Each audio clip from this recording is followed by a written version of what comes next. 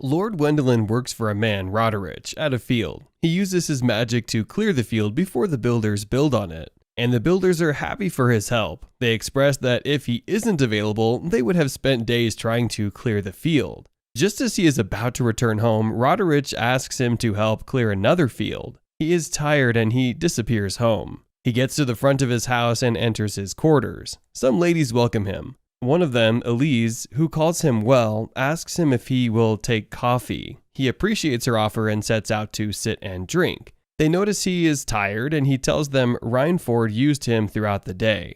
The other girls express that it seems like Roderich is his master and working as a slave. He tells him it's just like the office job he was doing before. They ask him when he did the office job and he says it's a mistake. He tells them he is tired and he leaves for his room. On his way, he remembers when he was working in the office, expressing that it was just about 10 years ago. 10 years ago, he was an office worker working in Japan. He gets home tired from work and collapses on the chair. He stands up suddenly later and he figures he is hungry. He rinses some rice into the cooker and goes to cut ingredients for his pork meat stew. He prepares his stew and serves it on the table, hoping it will be delicious. He waits for the rice in the cooker to cook completely, and he rests a little. He falls asleep and he wakes up at a party. In front of him is a meal different from the one he has prepared. He wonders what's wrong, and he uses a plate in front of him to look at himself only to see he is already in the body of a young boy. He wonders what is going on and decides it's just a realistic dream, and if he sleeps again, he will return to his world. He closes his eyes, but he wakes up when his new father comes to tap him. His father asks him to introduce himself to the crowd. He gets to the front of the adults but doesn't even know what to say. He stands there awkwardly until his elder brother, Erich, comes to rescue him. Erich gives him a speech and introduces his name. It's at that point he figures out his real name. He sits with Erich and asks him what they're doing. Erich explains to him that their eldest brother, Kurt, is getting married to Amalie, the daughter of the noble Sir Mainbach. He asks Erich if they are also nobles, and Erich tells him that although they do not look it, they are the nobles of Baumeisters. As Erich leaves, he eats the food in front of him, and he sees how sweet it is. He determines he can live as a noble of a man with 3 children, which is him, Kurt, and Erich. However, the following morning they sit for breakfast, and the food in front of him is low-quality, watery stew. After breakfast, he asks Kurt about the meal they had the day before, and Kurt tells him it's noble pride as their family is relatively poor. He still assumes they are just 3 until another brother, Helmut, has just arrived from fishing. Also another brother, Paul, comes from his horo hunting. The second born of the family, Herman, arrives too. As he looks in shock, Kurt talks about 2 more siblings. At this point, Wendelin screams. He is shocked that he is the last child of a poor noble family of 8. He goes to the city top and checks the map of his old and new city. As he returns to the city, he sees Erich and his older siblings leaving the house. He asks them where they're going, and they inform him that they are leaving the house. Their only inheritance is land, and they have given it to Kurt as the eldest son. So they are going to the city for greener pastures. He bids them goodbye and thinks of what to do in his new environment. He goes to his father's room where he sees a magic letter. The letter prescribes that everyone should test their magical skills by screaming at a ball. He does it and the ball shows rainbow signs, meaning he has magical skills. Later, his father asks him to fetch firewood, goes to the wood and attempts to practice, where he meets Alfred Reinford, who says he saw signs of the rainbow. A boar attacks them and Alfred forces him to use his first magic attack on the boar before Alfred kills it. Alfred introduces himself as a former court magician, Dukedom of Beechroder. During their next breakfast, he is served something that seems like water to him. He tells his parent that he isn't thirsty for water yet and doesn't need water, but they tell him that it's the mate for their meal. While he manages the miserable food on his table, he looks at Kurt repeatedly. He remembers his last night adventure in the woods. While in the woods, the man who he calls master sits down and prepares a meal for him. The man tells him he's going to teach him magic. He asks master why he's accepting to teach him and reminds master that he is broke and has no money to pay back for help. However, master tells him he doesn't need money. He tells him all he lives for is to find someone he can pass his magical magic, which they call man. However, he tells Well that he shouldn't tell anyone about the training. Well, who is still a kid, asks why he must keep his training secret, and Master tells him that if people know that he can use magic, they will want him to become the feudal lord, which will be a source of a family fight. He reminds Master that he is the 8th son of a very low-income family, but Master tells him he doesn't know the powers magic brewers own, and magic brewers can become whatever they want to be. During the meal, he keeps looking at Kurt, who wonders if he wants an extra meal and tells him he will never get a different meal. That day, he returns to the woods where he meets Master for his first training.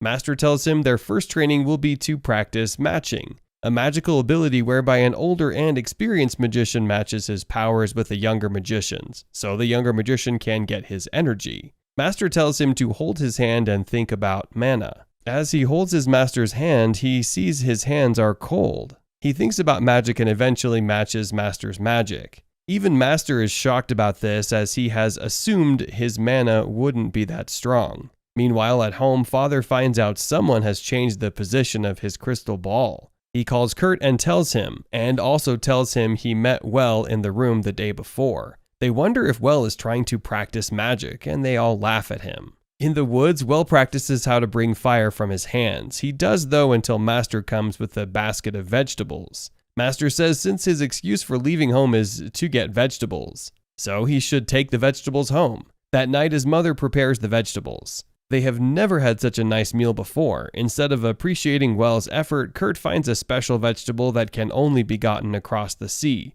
and only magic users can get there. He asks Well if he uses magic. But people on the other table laugh at its impossibility. The following day, Well returns for his practice. Master asks him if he knows what he will do with his skills, and asks if he wants to become the family head. He remembers all of Kurt's acts and decides he doesn't want to be the family head. Master advises that he can be an adventurer, and adventurers get a lot of money. During the dinner, he tells his parents he wants to be an adventurer. His mother figures he needs to be taken to the adventurer school at Breachburg. But his father says he doesn't have money for adventurer school. He meets with Master again and Master shows him the map. While looking at the map, Master tells him there are different workshops at Breachburg where students work to sponsor their education. He decides he will work to sponsor his education. However, he needs practice and know his teleporting and flying skills. Master takes him to the sky as they teleport together, and he teaches him. As they fire, some purple energy oozes from Master's body.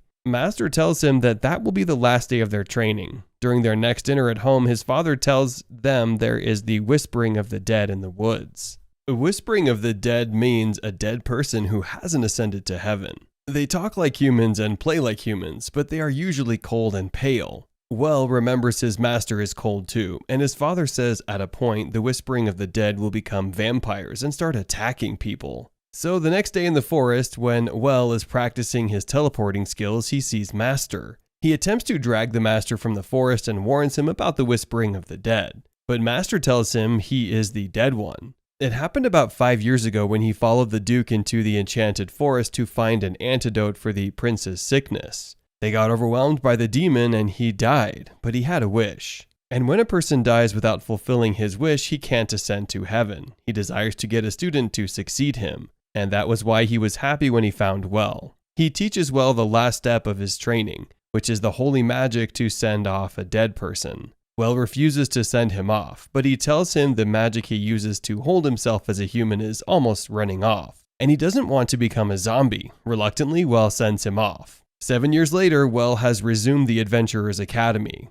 For 7 years after his master's death, he has been isolating himself to avoid any succession fight. His isolation skills get so bad that it has completely taken away his communication skills. Now he is completely a loner. In the first and introductory class, the first student who introduces herself is Louise Jolande Aurelia Overweg, one of the children of the Overweg with excellent skills in martial arts. The next student to introduce herself is Louise's best friend, Lena, from the Hildenbrand family with excellent skills with the spare and notable spare woman. When it's Well's turn, he says his full name and nickname and wonders if he hasn't done too much. After the introduction period, their teacher shares a form. It's a form asking the students to pick group members. Well wonders if anyone would like to be in his group. As they go for lunch, Louise and Lena talk about Well. They talk about the rumors of his excellent mage skills and how he is the only mage accepted based on scholarship into the academy. As they think of how to make him a member of their group, another student, the fifth son of Arnim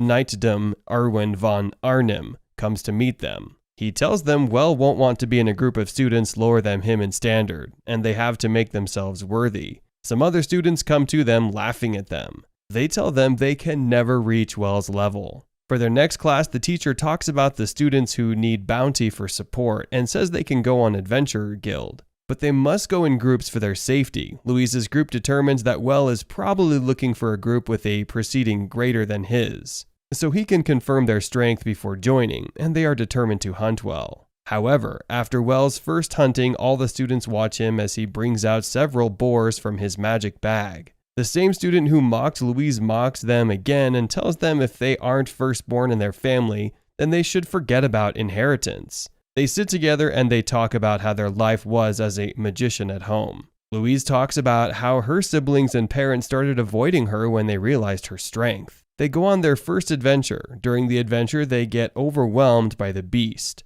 On the other hand, Well, who watches them from afar, feels that if he helps them, they will be friends. He helps them and takes them home. At school, they confess they aren't worth being in his group members as their combined strength isn't worth half of his. As they talk, the teacher arrives. He tells them the Duke of Bleichroder wants to accommodate the students. The teacher announces this to the students, who are excited at first until one of them reminds of the others that the Duke only cares about Well, and the meeting is just for him to meet Well. Despite knowing this, Louise and her friends dress well for the meeting. During the party, the Duke passes in between Louise's group and walks to Well. He introduces himself as Amadeus Freytag von Bleichroder. He asks to see Well privately, but Well says Louise and her friends are his group mate and should see them together. Amadeus takes them inside his castle, where they meet the chief magician, Brantag. He tells him Brantag is also the tutor of Alfred, his master.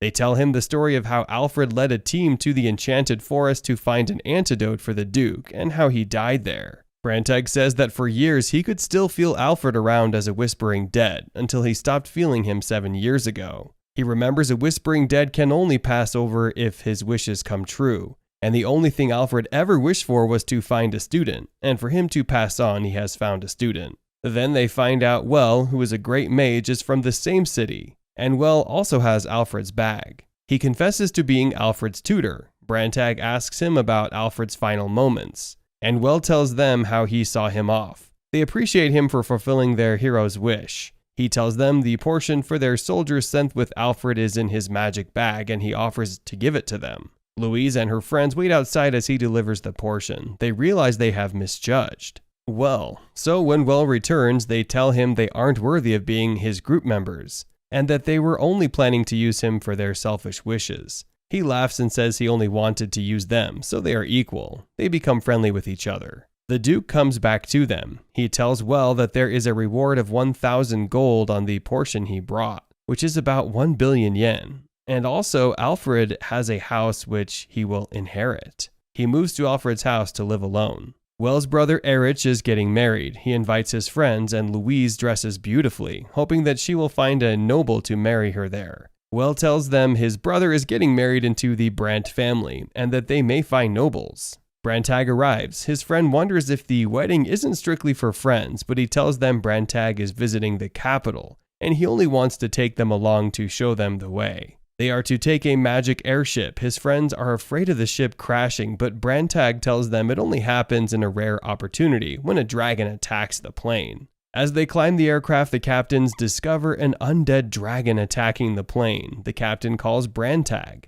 considering that they know that he is a great mage, but he tells them he doesn't have the ability to kill or destroy an undead dragon, as only a person who can use the holy magic and send off the undead and Well can do it. Well refuses the mission, but Brantag tells him his master will jump at it, so he goes for it in honor of Alfred. While Brantag secures the plane, Well uses his magic to destroy the dragon. He collects the bones of the dragon just as Brantag has commanded. As he returns to the plane, he tells Brantag he wishes to go shopping in the capital, but Brantag tells him it won't be possible. Another man, a political businessman, Oruterio, comes to them. Brantag introduces Orterio to Well as his group mate in school. They get to the capital and Brantag leaves Well with Orterio. As they wait, they see some soldiers coming to them. The soldiers are there to see Well, telling him the governor wants to see him. As they arrive at the castle, his friends leave for his home while he goes to see the governor with Orterio. As they get there, the governor honors him with the noble position of the 6th rank of baronet, and he earns 2 dragon medals, a medal no one has earned in 2 centuries. At home, Brantag tells Erich that Well will be removed from their lineage, and he will create a new noble lineage for himself. He says that by now, Well will have understood the weight of the position awarded to him. Just as Brantag has assumed, Well falls in between the commotion between 2 governmental bodies. But luckily, Cardinal Hohenheim supports him and brings the argument to a close. Orterio tells him Hohenheim wants him to support the church. He goes to his brother's wedding, where he finds out from Erich that Kurt didn't release money for the bride price.